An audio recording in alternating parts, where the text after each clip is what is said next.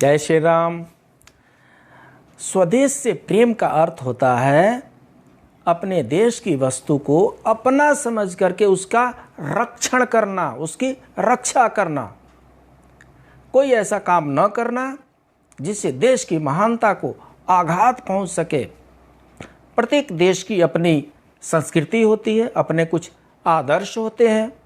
उन आदर्शों के अनुरूप काम करने से ही देश के स्वाभिमान की रक्षा होती है।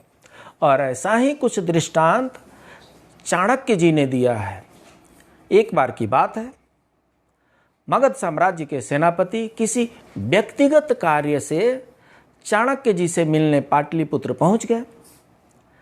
शाम ढल चुकी थी और चाणक्य जी गंगा तट पर अपनी कुटिया में दीपक जला करके राज्य का कुछ कार्य कर रहे थे।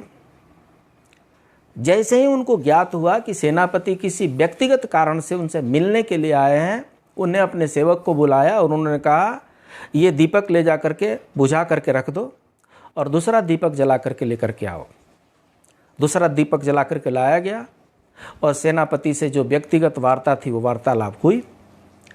जब सेनापति जाने लगे तो उनके मन में एक जिज्ञासा हुई ये पूछने के लिए कि आपने जैसा दीपक था पहले वैसे ही दूसरा दीपक आपने मंगा लिया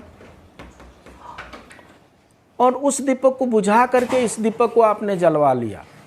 ये अंतर मुझे कुछ समझ में नहीं आया।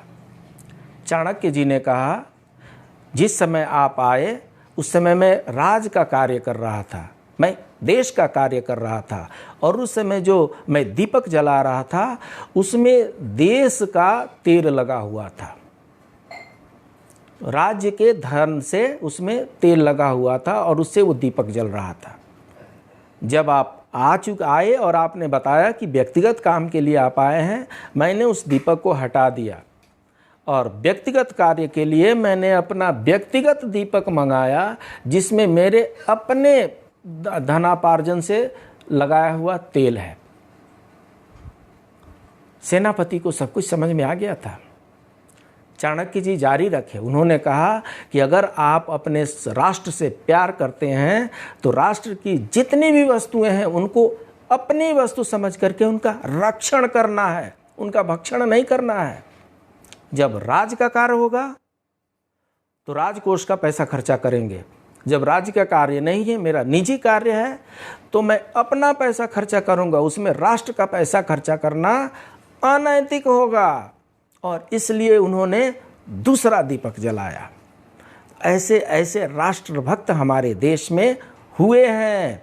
इसलिए स्वदेश के वस्तुओं को अपनी वस्तु समझ करके उनका रक्षण करना सीखिए। अपने राष्ट्र से प्यार करना सीखिए। अपने राष्ट्र की संस्कृति पे गर्व करना सीखिए।